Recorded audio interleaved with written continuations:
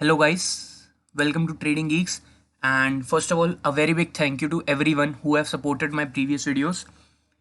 तो आज की वीडियो में हम बात करेंगे स्टॉक मार्केट के बेसिक्स की। क्यों करेंगे कि इसलिए करेंगे, किसी भी चीज़ को अगर करने से पहले हमको उस चीज़ का बेसिक पता हो तो बढ़िया रहता है। अगर हम उसकी चीज़ के बेसिक स्ट्रांग हो तो हम उस चीज़ में अच्छी तरीके से एक्सेल कर सकते हैं, अच्छे तरीके से पैसा कमा सकते हैं। तो आज मैं वो चीज़ें वो डाउट्स क्लियर करूंगा। जब मैं स्टॉक मार्केट में नया आया था तो मेरे दिमाग में क्या क्या क्वेश्चंस थे, तो मैं उन क्वेश्चंस को आज क्लियर करने की कोशिश करूंगा। जो कई लोग आप में से जो नए हैं वो रिलेट भी करोगे उन क्वेश्चन से, आप लोगों को काफ़ी सारे आंसर्स मिलेंगे। एंड ट्राई टू वॉच पूरी video and it will help you for sure. तो फर्स्ट ऑफ ऑल मेरे दिमाग में क्या क्वेश्चन था, what is stock market. Stock market is nothing, it's not a very big deal. जैसे आप मार्केट में जाते हैं, जैसे फ्रूट मार्केट है, वेजिटेबल मार्केट है, वहाँ पे फ्रूट्स खरीदते हो। यहाँ पे हम बेसिकली स्टॉक्स खरीदते हैं, शेयर्स खरीदते हैं कंपनीज के। जब हम किसी कंपनी के शेयर्स खरीदते हैं तो हम उस कंपनी के ओनर बन जाते हैं। हम उस कंपनी के कुछ परसेंट, एक छोटे से हिस्सेदारी मिल जाती है, पार्टनरशिप छोटी सी मिल जाती है। अगर हम सिर्फ भले ही 3 या 4 शेयर्स भी ले उस कंपनी के, हम 3 या 4 शेयर्स के ओनर हैं उस कंपनी के। हम कैसे खरीदते हैं शेयर्स? हम शेयर्स खरीदते हैं डीमैट अकाउंट के थ्रू। डीमैट अकाउंट काफ़ी सारी कंपनीज आजकल हमारे को डीमैट की फैसिलिटी देती है। जैसे फॉर एग्जांपल IIFL, ज़ेरोधा, ये दोनों मैं पर्सनली यूज़ करता हूँ। आजकल आपका बैंक अकाउंट भी आपको डीमैट की फैसिलिटी देगा। आजकल पेटीएम मनी भी एक ऑप्शन आया है जो आपको डीमैट की फैसिलिटी देगा, जिनके थ्रू आप शेयर्स खरीद और बेच सकते हो। सेकंड क्वेश्चन मेरे माइंड में क्या था? सेकंड क्वेश्चन मेरे माइंड में था कितने टाइप की स्टॉक मार्केट है इंडिया में। इंडिया में बेसिकली हम जो कंसिडर करते हैं NSE and BSE, national stock exchange, Bombay stock exchange. ये क्या है? कुछ भी नहीं है। They are building in Bombay. And इतना डीप में जाने का कोई मतलब नहीं है कि वहाँ क्या होता है क्या नहीं होता। वहाँ पे बस लोग बैठे हैं, काम कर रहे हैं। वहाँ पे स्टॉक से रिलेटेड, मतलब हमारे मार्केट से रिलेटेड इसने डीप जाने का कोई मतलब नहीं है। थर्ड चीज़, सबसे मेन चीज़ और सबसे इंपॉर्टेंट चीज़, लोगों के दिमाग में एक मिथ है, लोगों के दिमाग में गलत चीज़ भरी जा रही है, फाइनेंशियल नॉलेज नहीं दी जा रही, गलत नॉलेज दी जा रही है कि स्टॉक मार्केट गलत है, स्टॉक मार्केट गंदा है, यहाँ पे नहीं आना चाहिए, बहुत रिस्की है। आप मुझसे पूछोगे, मैं खुद कहूँगा बहुत रिस्की है, मैं मानता हूँ बहुत रिस्की है। लेकिन मैं सामने से एक चीज़ पूछूंगा, ऐसी कौन सी चीज़ है लाइफ में जो रिस्की नहीं है? अगर आप शादी भी करते हो, लोग उसको सबसे सेफ मानते हैं, चलो ठीक है। शादी भी करते हो, क्या गारंटी है आपकी वाइफ आपके साथ रहेगी, आपका डिवोर्स नहीं हुआ? कोई गारंटी नहीं है। आप अगर बिजनेस करते हो तो क्या गारंटी आपका बिजनेस चलेगा? कोई गारंटी नहीं है। आप अगर जॉब करते हो, चलो जॉब वाले लोगों को लगता था कि they are very safe, well settled. अब मैं पूछता हूँ, कोविड के टाइम में कितनी जॉब्स मरी हैं? क्या कोई गारंटी थी इस चीज़ की? कोई गारंटी नहीं थी, कभी भी कुछ भी हो सकता है कोविड के टाइम में इवन। लेकिन जो लोग स्टॉक मार्केट में पैसा कमाना जानते थे, जो कंसिस्टेंटली स्टॉक मार्केट में थे, वो आज भी खुद को संभाल रहे हैं, आज भी काफ़ी चीज़ें हेल्प कर रहे हैं, काफ़ी चीज़ें उनके लिए सपोर्ट करा है उनको स्टॉक मार्केट ने, आज भी वो यहाँ से कमा रहे हैं। तो मैं आपको एक इंस्टेंस देता हूँ। मेरा एक फ्रेंड था जिसके पास, आपको पता होगा, 1 लाख, 1 लाख, 2 लाख का फ़ोन ले रखा था उसने, 1-1.5 लाख रुपए का फ़ोन ले रखा था। तो आई टोल्ड हिम कि थोड़े पैसे स्टॉक मार्केट में इन्वेस्ट कर, ठीक है। ही वॉज लाइक, नहीं नहीं भाई, ये तो बहुत रिस्की है, यहाँ से मेरे पैसा पूरा ज़ीरो हो जाएगा। तो आई आस्क्ड हिम कि यहाँ से अगर पैसा ज़ीरो हो जाएगा, जो तेरे हाथ में फ़ोन है इसकी भी तो अमाउंट ज़ीरो होना ही है एक दिन। अगर आपने वो चीज़ लिया, आप उसमें रिस्क ले सकते हो, आप उसमें आपका पैसा जहाँ आपको पता है किसी दिन ज़ीरो होना है, तो आप उससे अच्छा आप एक जगह रिस्क नहीं ले सकते जहाँ पे आपको पता है आपका पैसा डबल भी हो सकता है। It's about the mentality, it's about the financial knowledge जो सबको नहीं मिलती। लोगों के हिसाब से लग्जरी इंपॉर्टेंट है। हाँ, मैं कहता हूँ कई लोगों को लग्जरी भी अच्छी बात है, अगर हम कमा रहे हैं तो हमारे को लग्जरीज भी लेनी चाहिए। लेकिन उस लग्जरी लाइफस्टाइल को हमें मेंटेन करना है तो we should start investing right now. मेरी इस बात से शायद आपके मन में एक स्पार्क आया होगा कि it's important to invest and trade your money in the stock market. तो अगली बात अब ये आई थी मेरे दिमाग में जब मैंने स्टार्ट किया था कि हम किन किन स्टाइल से ये सब कर सकते हैं। कि ये ऐसा क्या होता है कि कई लोग कहते हैं कि हमने 10 साल से पैसा लगा के रखा हुआ है, कई कहते हैं मैंने 3 दिन में निकाल लिया, कई कहते हैं मैंने सुबह लिया रात को निकाल दिया। तो ये चीज़ बड़ी कन्फ्यूजिंग थी मेरे माइंड में। तब मेरे को बाद में थोड़ी नॉलेज आई धीरे धीरे, तो मुझे समझ आया there are 3 types of trading styles. First is intraday trading, second is swing trading, third is investing. तो अब कई कहते हैं कौन सा बढ़िया है, कौन सा ना ना, ऐसा कुछ नहीं है, सारे बढ़िया हैं। सबका अलग अलग टाइम होता है, सबकी अलग अलग इन्वेस्टमेंट रिक्वायरमेंट होती है, सबकी अलग अलग अपनी क्वालिफिकेशन होती है कि आप कौन से स्टाइल में अभी परफेक्ट है, कौन से स्टाइल के लिए सूटेबल है। फॉर एग्जाम्पल एक छोटी कैपिटल वाला है, अब वो कहेगा कि मैं इन्वेस्ट करूँ। अगर आप 10,000 रुपये से इन्वेस्ट करने जाओगे तो अब क्या, उससे आप कुछ नहीं कमा पाओगे बहुत लंबे टाइम में भी। अब रिलायंस का भी अगर 2-4 शेयर, 5 शेयर आ जाएंगे कुछ मेरे हिसाब से, 1900 का कुछ अभी है मार्केट में, और तो अप्रॉक्सीमेटली 5 आ जाएंगे आपके पास, तो आप उससे क्या कमा लोगे? कुछ खास नहीं कमा पाओगे और काफ़ी टाइम तक होल्ड करते रह जाओगे, वो कुछ भी नहीं मिलना आपको। लेकिन अगर आप वो 10,000 से इंट्राडे ट्रेड करो, बेसिकली इंट्राडे ट्रेडिंग में एक कॉन्सेप्ट होता है लेवरेज का।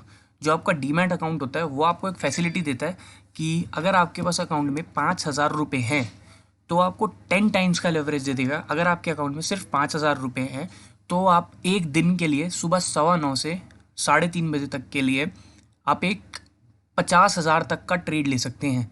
अगर आपके अकाउंट में 5,000 रुपये हैं तो आप 50,000 तक का ट्रेड ले सकते हैं। 10 टाइम्स का मार्जिन मिलता है आपको। बेसिकली आपको एक मनी लैंड होती है आपके डीमैट के थ्रू एक दिन के लिए, ताकि आप ज़्यादा क्वांटिटी में ट्रेड कर पाएँ। अगर आपके अकाउंट में 1,00,000 रुपये हैं मोटा मोटा, तो आप 10,00,000 रुपये तक का ट्रेड ले सकते हैं एक दिन के लिए। तो इसलिए एक छोटे कैपिटल वाला प्रेफर करता है कि वो इंट्राडे ट्रेडिंग से अपनी कैपिटल बिल्ड करे। कैपिटल बिल्ड करके वो धीरे धीरे अपनी स्विंग ट्रेडिंग में, जो सिर्फ 3 दिन का होता है, 3 से 10 दिन, महीने तक की ट्रेडिंग होती है, शॉर्ट टर्म ट्रेडिंग्स होती हैं कि आप मतलब आज लगाया और 5-7 दिन, 10 दिन, 15 दिन, आज इतने दिनों के अंदर अंदर अपना पैसा निकाल लिया, तो उसे स्विंग ट्रेड कहते हैं। तो और तीसरा जैसे हमारा इन्वेस्टिंग होती है। इन्वेस्टिंग में हमारे को 1 साल से ज़्यादा पैसा अपना लगा के रखना होता है। उसके लिए एक रिक्वायरमेंट होती है आपके पहले तो बहुत सारा पैसा, मिनिमम 5 लाख, 10 लाख, 15 लाख, 20 लाख, 1 करोड़, 2 करोड़, इतना अमाउंट चाहिए आपको इन्वेस्ट करने के लिए। और बहुत सारा पेशेंस चाहिए, लाइक बहुत सारा। जैसे अभी कोविड के फेस में मार्केट बहुत गिरी, जो इन्वेस्टर्स थे अच्छे अच्छे, उन्होंने अपना पैसा तब भी नहीं निकाला। देव होल्ड देयर मनी, मार्केट में रहे वो उस टाइम, उस फेज़ में भी उन्होंने वो भी पेशेंस किया, उस टाइम भी उन्होंने पेशेंस रखा। उसके बाद एक बुलिश रैली मिली उन लोगों को, उनके शेयर्स की प्राइस जितने गिरे थे उससे ज़्यादा ऊपर हुए। ये एक इन्वेस्टिंग का फ़ायदा है, अप्स एंड डाउन्स देखने को मिलते हैं, अच्छा पेशेंस बिल्ड होता है। पेशेंस वालों को वैसे बेनिफिट ज़्यादा है, जिनके पास ज़्यादा पेशेंस है, और जिनका पेशेंस नहीं भी है उनका पेशेंस भी बिल्ड होता है इन्वेस्टिंग से, कि वो सहन करना चीज़ें सीखते हैं काफ़ी ज़्यादा, वो अपनी लाइफ में भी उस चीज़ को यूज़ करते हैं। तो बेसिकली मेरे कहने का एक सिंपल मतलब है कि अगर आपको ट्रेड करना है, और उसके 3 स्टाइल्स होते हैं, first intraday, second swing, third investing. जो इंट्राडे वाला है उसमें अलग टाइप का पेशेंस चाहिए, लेकिन सिर्फ बहुत अलग टाइप का। स्विंग ट्रेडिंग में काफ़ी पेशेंस चाहिए, लेकिन इन्वेस्टिंग से कम चाहिए। एंड इन्वेस्टिंग में काफ़ी सारा पेशेंस चाहिए, काफ़ी सारा पैसा चाहिए। इंट्राडे और स्विंग में मॉडरेट पैसा चलेगा, इंट्राडे में कम भी चलेगा, स्विंग में मॉडरेट चलेगा। तो डिपेंड करता है आपकी सिचुएशन क्या है इस प्रेजेंट टाइम पे, आपके लिए कौन सी चीज़ सूटेबल है। ऐसा नहीं है कि कोई एक ही अच्छी है या कोई एक बुरी है, ऐसा कुछ नहीं है। बस आपकी सिचुएशन पे डिपेंड करता है कि आपको कौन सी सूट करती है। तो अगला कॉन्सेप्ट आता है कि अगर हम कोई ट्रेड लेते हैं तो हम कैसे लेते हैं, टिप पे? नहीं, ट्रिप पे मैंने बहुत सारा लॉस कराया है, तो मैं सबको सजेस्ट करूँगा कभी टिप पे ही ना जाए, कभी टिप पे जाए ही ना। होगा कुछ नहीं, आपके 1-2 चल जाएंगे तब आपको बहुत भरोसा हो जाएगा। जैसे मैं अपना बता रहा हूँ कि मैंने एक फर्म थी, उनके वो ट्रेडिंग सिग्नल्स देते थे, मैंने उनसे लिया, मेरा अच्छा प्रॉफिट हुआ, एंड मेरे को लगा कि ये तो बहुत बढ़िया चीज़ है, इन्हीं से लेता हूँ, आराम से कमाऊँगा, कोई टेंशन ही नहीं।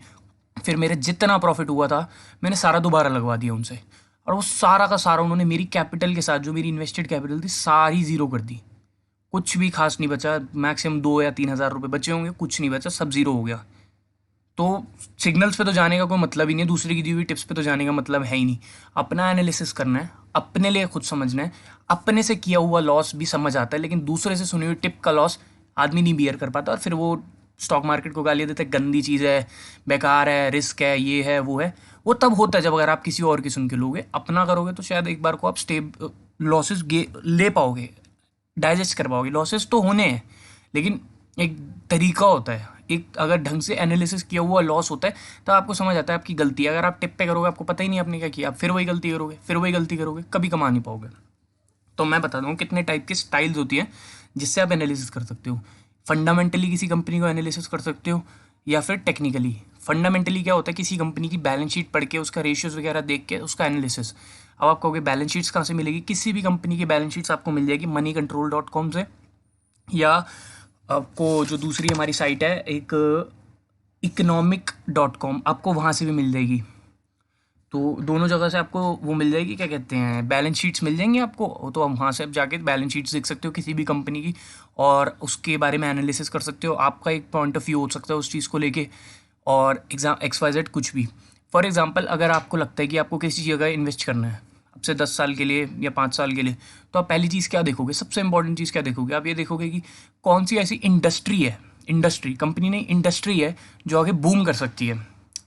जैसे टाटा आई एम सॉरी, जैसे आगे जाके ईवीज़ का टाइम आ रहा है, इलेक्ट्रिक व्हीकल, तो आपको पता है इलेक्ट्रिक व्हीकल का टाइम आ रहा है, तो उसके रिलेटेड आप ढूंढोगे कि कौन सी कंपनीज उस सेक्टर को डोमिनेट कर रही है, कौन सी कंपनीज उसके लिए काम अच्छा कर रही है। फिर आप देखोगे कि for example Tata Motors EV के लिए काफ़ी आगे चल रहा है, टाटा मोटर्स में काफ़ी कुछ हो रहा है, काफ़ी प्रोजेक्ट्स हैं, तो ये आगे जाके प्रॉफिटेबल हो सकता है। फिर आप उसकी बैलेंस शीट्स देखोगे कि इसके पास कितना डेट है, कितना इस कंपनी की प्रॉफिट्स जनरेट हो रहे हैं, कितना इस कंपनी के पास मैनेजमेंट कैसी है इस कंपनी की। फिर आप वो सब एनालाइज करके आप लोगे एक ट्रेड, आप उसको इन्वेस्ट करोगे, आप उसको लंबे टाइम तक होल्ड करोगे, आपको ट्रस्ट है उस चीज़ पे, आपको पता है कि वो इंडस्ट्री बूम करनी है। जिस दिन उस इंडस्ट्री का बूम आया तो ये सारे शेयर्स ऊपर होंगे, ऑब्वियस है। एंड दूसरा होता है टेक्निकल एनालिसिस। ये बेसिकली शॉर्ट टर्म के लिए होता है। जैसे अब मैं अपनी प्रीवियस वीडियोस में जैसे मैं अपने कैंडल स्टिक्स को देख रहा था, अपने ग्राफ्स को देख रहा था, कोई भी चीज़ अगर हम एनालिसिस करते हैं अपने चार्ट्स को देखते हुए, उस पर इंडिकेटर्स लगाते हैं, उस पर प्राइस एक्शन लगाते हैं, कुछ भी होता है, उसे कहते हैं हम टेक्निकल एनालिसिस। तो हम उन चीज़ों को ग्राफ से देख के करते हैं। एंड XYZ जो भी चीज़ें ग्राफ पे होती है, चार्ट्स को देख के होती है, उन्हें हम टेक्निकल एनालिसिस कहते हैं। एंड अभी इस वीडियो के लिए इतना ही। I continue in the next video. And मैं कोशिश करूँगा उसमें अपने ट्रेडिंग स्टाइल्स बताऊँ, किन इन तरीक़ों से शॉर्ट टर्म ट्रेडिंग कर सकते हैं, स्विंग ट्रेडिंग कर सकते हैं, इंट्राडे ट्रेडिंग कर सकते हैं, चीज़ें बताऊँ जिससे जेन्युइनली एक स्ट्रॉन्ग अच्छी स्ट्रैटेजी मिली, जिससे मैंने कमाया उससे बाकी भी कमाए। And guys please do like, share, comment, subscribe as much as you can. We'll meet you in the next video. Thank you.